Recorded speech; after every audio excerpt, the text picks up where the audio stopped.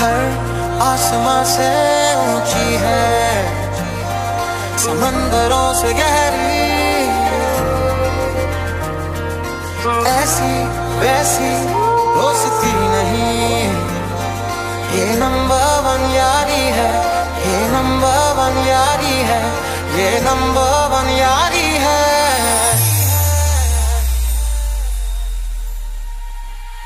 मेरे दिल की ये दुआ है, कभी दूर तू न जाए तेरे बिना। है कि ख़ुद मेरी कोलार की पैदाइश है। मैं कोलार का बच्चा हूँ, बेंगलुरु में रहता हूँ। कोलार का नाम, जब मेरे गांव का कभी बेंगलुरु में नाम सुनता हूँ तो मुझे बड़ी तकलीफ़ होती है।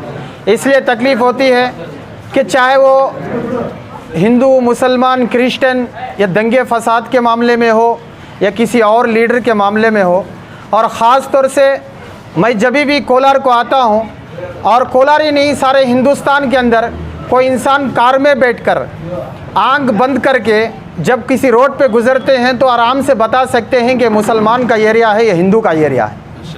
मुसलमान का एरिया इसलिए है कि मुसलमान के एरिया में ना रोड पक्की पड़ती है, ना पानी की सहूलियात होती है, ना चीज़ होती है। एक नज़रिया ये था।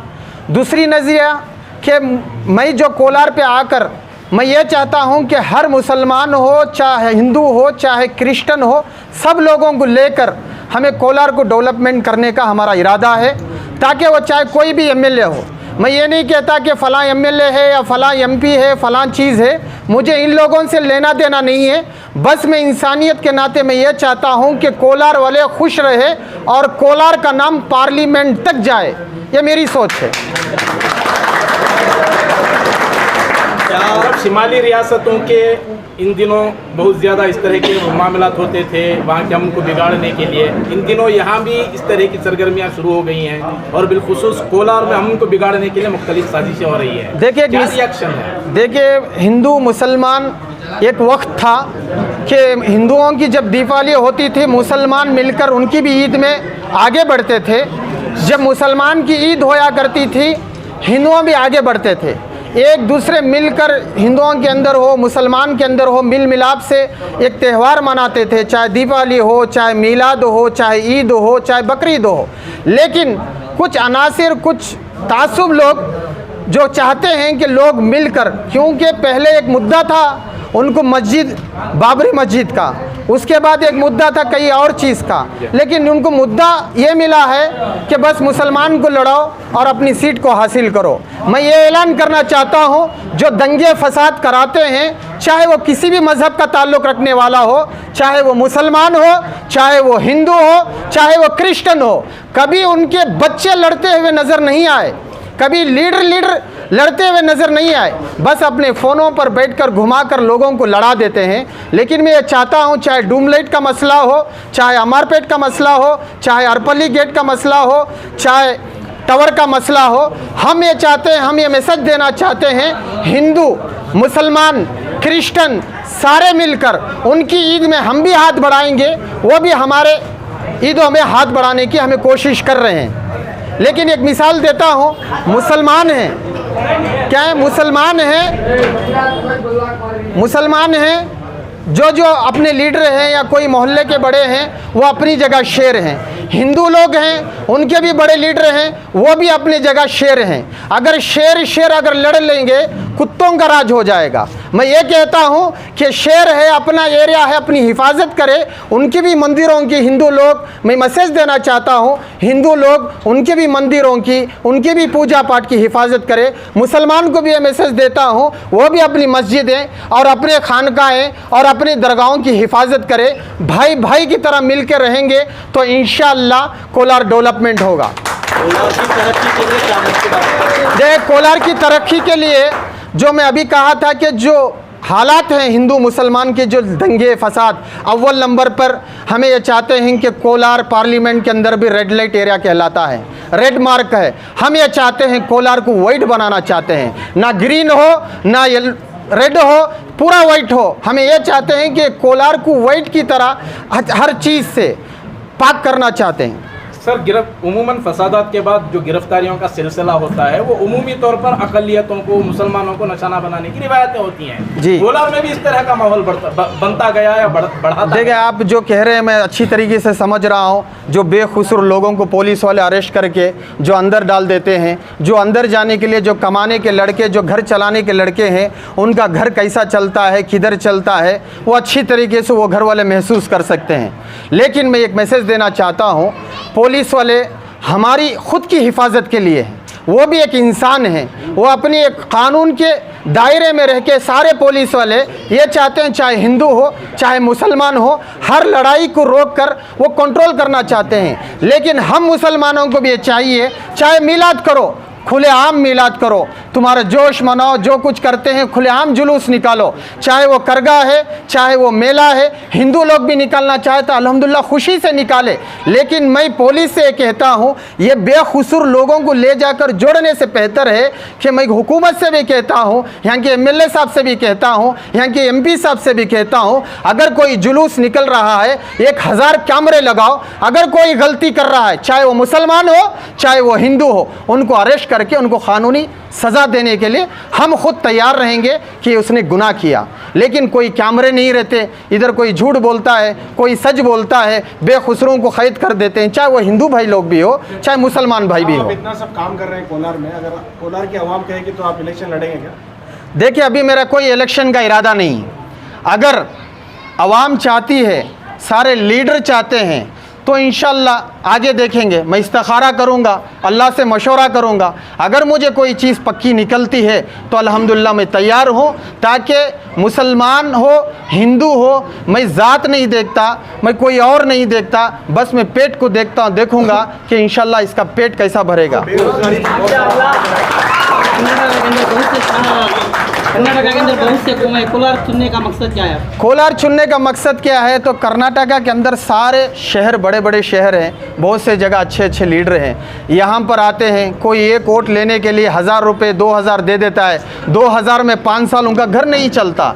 आज जो भी मुसलमान हो चाहे हिंदू हो, अपनी अपनी कौमों में बैठकर बड़े बड़े लीडर ये बैठ के तय करें कि हमें ये चीज़ को जिताना है, ये MLA को जिताना है, जो हिंदू की भी सोच रखता हो, मुसलमान की भी सोच रखता हो, क्रिश्चियन की भी सोच रखता हो, सबको लेकर एक मुत्तहिद होकर आगे बढ़ने की अगर कोई MLA सोच रखता है तो बेशक मैं भी आवाम से गुजारिश करूँगा कि वो MLA को जिताए। सर, क्योंकि यहाँ पर जो है अक्सरियत जो है मुस्लिम आबादी है, बावजूद इसके यहाँ पर मुस्लिम क़ायद नहीं है। क़यादत की कहीं ना कहीं फुकदान है, क़यादत की कहीं ना कहीं कमी है, मुस्लिम क़यादत को बढ़ावा नहीं मिलता, क्या हो? देखिए, मैं हिंदू भाइयों के अंदर देखा वो सारे मुत्तहिद हैं अपने मज़हब को बचाने के लिए। आज हमारे मुसलमान भाई को देखा, अफसोस है मुसलमानों पर कि कोई आले हदीस में बढ़ गया, कोई तबलीगी में बढ़ गया, कोई सुन्नी में बढ़ गया, कोई बरेली में बढ़ गया, लेकिन कलमे के नाम पे कोई नहीं जुड़ा। अल्लाह के नबी सल्लल्लाहु अलैहि वसल्लम की हदीस थी, अल्लाह के नबी की एक कोशिश थी कि सारे इंसानियत रहमतुल लिल आलमीन बनकर आए। वो हिंदुओं के भी नबी हैं, हमारे भी नबी हैं। कोई हमारे नबी को गाली दे रहा है तो हिंदू खुसरवार नहीं है, वो मुसलमान खुसरवार है, क्योंकि हमने हमारे नबी का तरीक़ा उनको नहीं बताया। सर, कोलार से हटकर अगर रियासत का जायज़ा लें तो इन दिनों अजान का मामला, हिजाब का मामला, मंदिरों के इर्द गिर्द का मामला, ये जो माहौल को मुतनफ़्फ़र किया जा रहा है। मैं अजान के मामले में ये कहता हूँ, प्राइम मिनिस्टर साहब मोदी जी वो भी अजान सुन के बड़े हुए, और हम मंदिर के घंटी या मंदिर के पूजा पाठ सुन के हम भी बड़े हुए। उस टाइम पे उनको एतराज़ नहीं था, वो तो अजान सुनते सुनते प्रधानमंत्री बन गए, अजान सुनते सुनते MP बन गए, अजान सुनते सुनते चीफ मिनिस्टर बन गए। लेकिन आज पता नहीं चलता है कि वो चाहते होंगे इंशाअल्लाह कि आगे वो उनके बच्चों को हुकूमत ना दे, गैरों के हाथों में चले जाए, इसलिए वो अजान को सुनना पसंद नहीं करते। मैं पैगाम यही कहता हूँ, चाहे हिजाब का मसला हो, चाहे अजान का मसला हो, समझ में आ रहा है, उनके मंदिरों में भी पूजा पाठ होती थी। हमारे बचपन में हम सुने कि वो पूजा पाठ सुनकर भी हम बड़े हुए हैं, हमें अजान सुन के भी बड़े हुए हैं। हम चाहते हैं कि अजान से पूरा शैतान भागते हैं, पूजा पाठ से भी उनके इसमें भी वो भी भागते हैं। अमन शांति शहर के अंदर रहती है, अगर अजान भी होती है, पूजा पाठ भी होती है, अगर वो मंदिरों में या चर्चों में भी कोई प्रेयर होता है तो शांति रहती है। साहब, आप नौजवानों को रोजगार दिलाने के लिए काम कर रहे थे। देखिए, मेरा कोलार को आने का मकसद हर नौजवान को नशे की चीज़ छुड़ाना, गलत चीज़ों से छुड़ाना, और पुलिस से जो बगैर कसूरवार के जो पुलिस ले जाके उनको गुंडा आर्ट करती है, किसी और चीज़ को करती है, तो हम चाहते हैं कि ह्यूमन राइट्स की शक्ल में पूरे नौजवानों को जोड़कर उनके माँ बाप को, एक उनके बच्चे को रोज़गार बनाने का हम सोच रहे हैं। इंशाल्लाह हमें बेंगलुरु में भी कामयाब हैं। हम ये चाह रहे हैं कि हर नौजवान, मैं चाहता हूं कि घर घर हम जाएंगे, चाहे उनका 30,000 खर्चा क्यों ना हो, हम ये सोचेंगे कि उनका बच्चा 40,000 कमाए, 30,000 उनका घर का खर्च चलाए और 10,000 बचाकर वो ज़िंदगी को आगे बढ़ाए। आज की सबसे बड़ी ज़रूरत है तालीम, एजुकेशन। तो इस सिलसिले में आपका क्या ख्याल है, क्या विजन आप रखते हैं, कैसे एजुकेशनली तौर पर यहाँ के तमाम लोगों को आप आगे लाएं? देखिए, एजुकेशन के मसले में हर माँ बाप को सोचना है, हर मुसलमान को हो, हिंदू को मुत्तहिद होना है। मैं यही मैसेज देता हूँ, ख़ास तौर से कोलार की हालत में। हिंदू भाई माशाल्लाह अच्छे पढ़े लिखे लोग भी होते हैं, हमारे मुसलमान में कमज़ोरी है। मसला ये है कि रोज़गार का मसला है, कोई फ़ीस नहीं भर सकता, कोई चीज़ नहीं भरी, मतलब कि उनके घर के किराए नहीं भर सकते, मजबूर हैं। अगर उनकी रोज़गार सही हो जाएंगे तो इंशाल्लाह उनके बच्चों को भी पढ़ाने की हम कोशिश करेंगे। इंशाल्लाह हमें हर तरीके से सोच रहे हैं, हमारी कंपनी की तरफ से, जियो कंपनी की तरफ से हम स्कूल डालेंगे। क्यों, तो हमने बड़े बड़े स्कूलों में देखा, बेंगलुरु के अंदर स्कूलों में देखा, जिनके माँ बाप एजुकेशन, उनके ही बच्चों को एडमिशन होता है। अगर जिनके माँ बाप एजुकेशन नहीं है, कोई देहात से ताल्लुक़ रहते, तो उनके बच्चे पढ़ना चाहते हैं लेकिन उनके पास माश का ज़रिया नहीं है। मौजूदा एक्टिविटीज़ क्या है सब रिफाही कामों में आपके? रिफाही कामों में इंशाल्लाह हमें अभी पहले बेवाओं का शुरू कर रहे हैं, हमें पिंचिन की शक्ल में शुरू कर रहे हैं। सारे मुसलमान, हिंदू, क्रिश्चियन को मुत्तहिद होकर हमें पिंचिन का शुरू कर रहे हैं इंशाल्लाह। उसके बाद हम दवाइयों का भी शुरू करेंगे। उसके बाद हर जगह हमें कैंप डाल के जिनके बच्चे बेकसूर जेलों में फंसे हैं, इंशाल्लाह मैं पैसा डालकर उनको जेलों से बाहर निकालकर सही चीज़ से तरबियत देने की कोशिश करूँगा। स्कॉलरशिप वगैरह जाने कोई तवज्जो दे रहे हैं जी? स्कॉलरशिप वगैरह की ऐसे कोई नहीं, देखिए, बड़े बड़े लोग आना, भाषण दे देना कि मैं स्कॉलरशिप कर दूंगा, ये कर दूंगा, उनकी स्कॉलरशिप की वजह से उनका घर नहीं चलता। मसला ये है कि उनके रोज़गार पहले सही होना है। मैं सिर्फ रोज़गार के लिए आया हूँ। जब रोज़गार सही हो जाएगा, खुद ब खुद उनकी एजुकेशन भी सही हो जाएगी, उनके घर के हालात भी सही हो जाएगी। रोजगार का मसला जो है कैसे हल करें? इंशाल्लाह हमारी कंपनी एक प्रोजेक्ट बनाई है, मैंने पूरे कोलार का रिसर्च किया, लगभग 4 लाख के लगभग लोग रहते हैं और हमने उसको एक चीज़ में मुत्तहिद करके देखा कि 1 लाख सवा लाख घर हैं। तो इंशाल्लाह हमें सवा लाख घर में सबसे पहले BPL कार्ड जिसके हैं उनको हमें रिसर्च करेंगे। हमारी प्राइवेट कोई हुकूमत से लेना देना नहीं है, हमारी सोशल और एक्टिविटी से हम हिंदू के घर भाई के जाएंगे, मुसलमान के पास भी जाएंगे, उनकी हर चीज़ निकाल कर सबसे पहले हम जो BPL कार्ड है उनके हिसाब से हम रोज़गार डालेंगे। इंशाल्लाह बड़े बड़े लोगों को भी हम जोड़ेंगे, बड़े बड़े कारोबार, ताजिर लोग, बेंगलुरु से जुड़े हुए, उनको हम रुख करेंगे कोलार के अंदर, ताकि वो लोग रोज़गार का ज़रिया बने। आपकी कंपनी के रिफाई उमूर तो अपनी जगह, लेकिन कुछ सियासी या सरकारी तौर पर कई स्कीमें ऐसी होती हैं जो ऊपर से उठती तो ज़रूर है, देखिए, लेकिन नीचे पहुँचते पहुँचते दम। देखिए, एक बात बोलता हूँ, इलेक्शन नज़दीक आएगा, रोडें पड़ जाएंगी, एजुकेशन की बात करने लगेंगे, हर घर में लीडरों को भी पैसा आ जाएगा, आवाम तक भी पैसा 2-2 हज़ार आ जाएगा, फिर वो जैसा ही वोट जीतेंगे नज़र ही नहीं आते। मैं ये चाहता हूँ कि अगर हम शुरू करें, हमारी औलाद नहीं, हमारी आने वाली औलाद भी इस पे फोकस करे, लेकिन सबसे पहले मुसलमान को, हिंदू भाइयों को मुत्तहिद होना है। ये हमारे दंगे फसाद ख़त्म करके कोलार को डेवलपमेंट करने का मैं सोच रहा हूँ। अब आप खिदमत के आए हैं, कोलार में 6 तालुकात है, मुरबागल है, सीनासपुर है, मालूर है, ऐसे ही सब कोलार के लिए खिदमत के लिए हैं कि 6 तालुकों की खिदमत करते हैं? जब हम कोलार डिस्ट्रिक्ट के सर पे बैठे हैं तो पूरा जिस्म को तो देखना पड़ेगा। अब ये काम, सब काम जो है आप सियासी प्लेटफॉर्म से करेंगे या सामाजिक प्लेटफॉर्म से करेंगे? जी, ये सब काम जो है आप सियासी? देखिए, मेरा सबसे पहले समाजी चल रहा है, मेरा कोई इरादा सियासी नहीं है, कोई लीडर नहीं है, मैं MLA बनूँ, फलां बनूँ, ये चीज़ नहीं है। लेकिन हाँ, अगर मैं लोगों की मदद करूं या लोगों खुश है, मैं ये बोलता हूं कि घर घर जाऊंगा, उनकी हर चीज़ सुनूंगा। अगर वो सुनने के बाद आवाम फोर्स कर रही है, अगर लीडर फोर्स कर रहे हैं, तो हम इंशाल्लाह खड़ेंगे। सर, कोलार से केजीएफ बाबू ने ऐलान किया है कि 2000 रुपये स्कॉलरशिप देंगे कोलार के तमाम स्टूडेंट्स को, और 2000 रुपये पर मेंबर भी ऐलान किया उन्होंने। देखिए, हर एक बिजनेसमैन का, हर एक लीडर का अलग अलग अंदाज़ होता है, लेकिन मेरा अंदाज़ है कि उनके दिलों तक घुस के उनके दर्द को पहचानूं और उनको पेट भर के खाना खिलाऊं। मेरा सोच ये है, किसी को स्कॉलरशिप के मतलब नहीं है, किसी को चेक दे देने से नहीं मसला नहीं होता। मैं किसी के ख़िलाफ़ नहीं बोल सकता, वो उनकी जगह ताजिर लोग हैं, वो तिजारत के सिलसिले में वो किस तरीके से देते हैं उनका है, क्योंकि तो एक हाथ से देता है तो दूसरे हाथ को पता नहीं चल रहा है। हमारे ये नबी की तालीम है। सर, हर लीडर जो है इसी तरह के वादे करते हैं जीतने से पहले, इलेक्शन लड़ने से पहले। जब जो है कोई ओहदे पर आ जाते हैं या इलेक्शन हो जाता है या जीत जाते हैं, तो वो वादों से मुकर जाते हैं। तो आप इसी तरह के वादे कर रहे हैं, हर नौजवान को रोज़गार देंगे, हर घर तक आप पहुँचेंगे, तो आपको किस तरह आवाम भरोसा करें? पहले हम काम करेंगे, बाद दूसरा काम करेंगे। कौन सा आवाम से? देखिए, एक बात बोलता हूँ, यहाँ देखिए बाबू सिर्फ 30,000 देंगे लोगों को बोल के चेक। देखिए भाई, मैं एक बात सुनो, एक बात सुनो।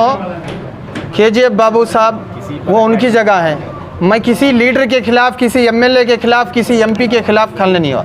लेकिन एक मिसाल देता हूँ, जब शुगर किसी चीज़ को आती, किसी इंसान को शुगर आती है, सबसे पहले डॉक्टर के पास जाकर दिखाते हैं। अगर डॉक्टर का मशवरा है कि वो पैर काटना है तो काटना, वरना जहर चढ़ गया तो। मैं यही मिसाल देता हूँ, अगर कोई भी, चाहे वो हिंदू हो, चाहे वो मुसलमान हो, चाहे वो क्रिश्चियन हो, अगर आगे कोलार के अंदर दंगा कराने की कोशिश करेंगे तो हम सीना चौड़ा करके आगे खड़े रहेंगे कि हम मुत्तहिद हैं, हिंदू हमारे भाई हैं, मुसलमान हमारे भाई हैं। अल्लाह रब्बुल आलमीन बोला है, रब्बुल मुस्लिमीन नहीं बोला।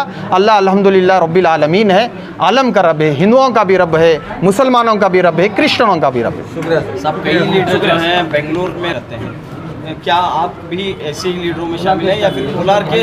देखिए, अल्लाह ने कुरान में कहा, कुलिल्लाहुम्मा मालिकल मुल्क तुअति मुल्का मन तशा व तंज़िउल मुल्का मिम्मन तशा।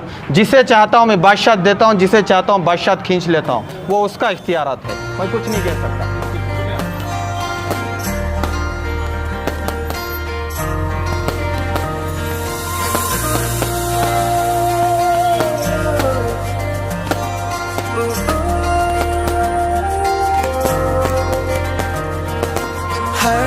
आसमां से ऊंची है, समंदरों से गहरी, ऐसी वैसी दोस्ती नहीं, ये नंबर वन यारी है, ये नंबर वन यारी है, ये नंबर वन यारी है।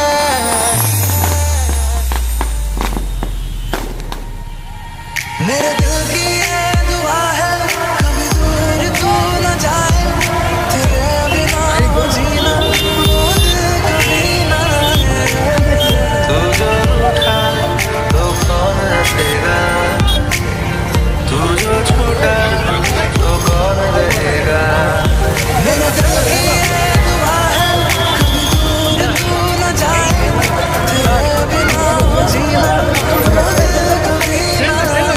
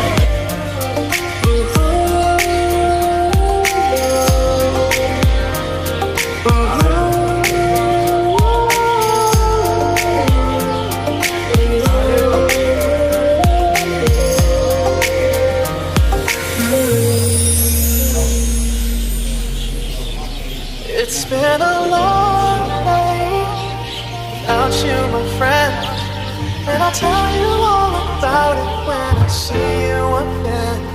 We've come a long way from where we began. Oh, I'll tell you all about it when I see you again. When I see you again. आजा लड़े फिर खिलौनों के लिए, तू जीते मैं हार जाऊं।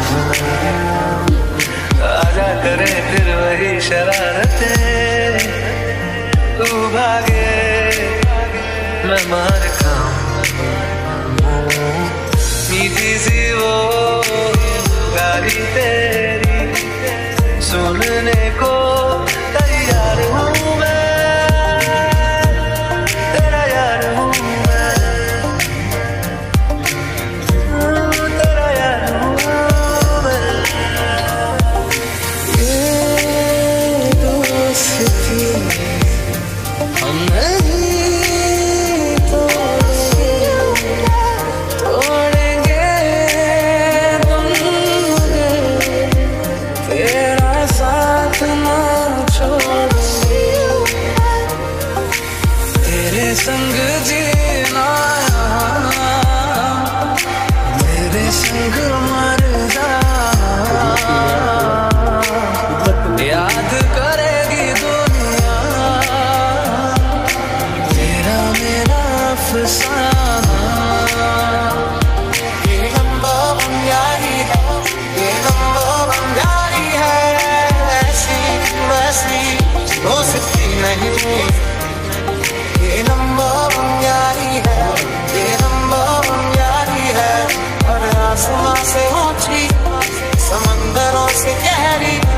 ये लंबा बंजारी है, ये लंबा बंजारी है।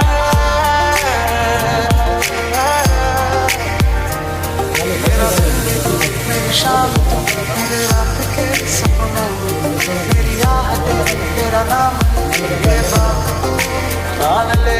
मेरा जिंदगी तू, मेरी शान तू, मेरे रात के सपनों मेरी आहट तेरा नाम ये बात तू मान ले। 100 साल का मेरा एक दिन हो जिसमें तेरी तस्वीर न हो। वो भी था समा, ये भी है समा, समझते चले रोजना। एक मैं हूँ और आसमां, मेरा ख्याल हो कोई और। टूटा है तो जुड़ा है क्यों, मेरी तरफ तो जुड़ा है क्यों। नहीं तू ये कहे कि जाए अब घुटना रहे। बिना यार मेरा जीना है बेकार, मेरे यार छोड़ दो।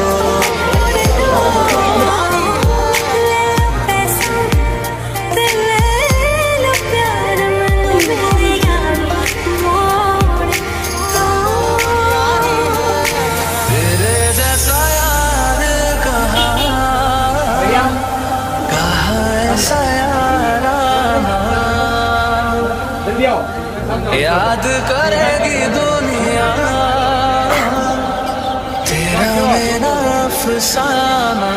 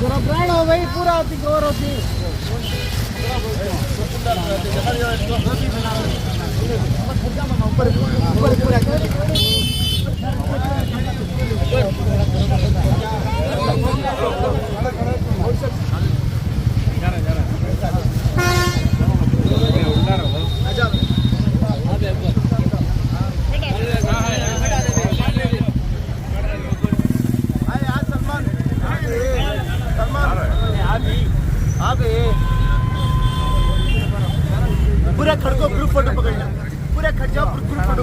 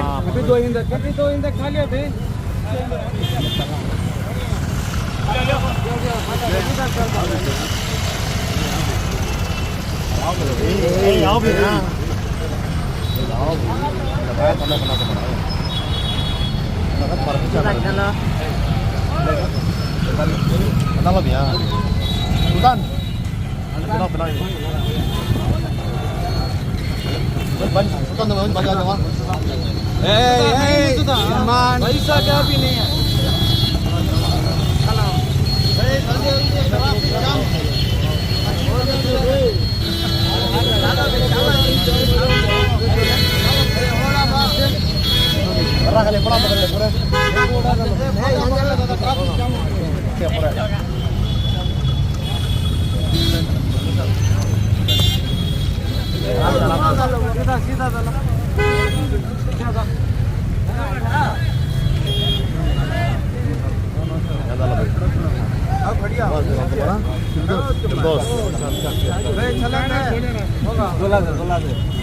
सुल्तान खड़ा होंगे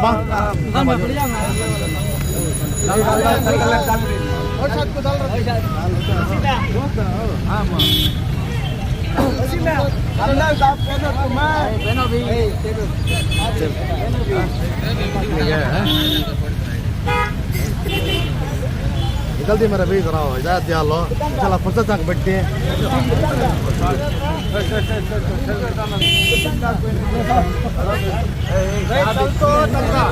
तकलीफ नहीं देना चाहता पब्लिक जाम होगी पूरे ग्रुप के पूरे मैं पकड़ लेता हाँ पकड़ा चलेगा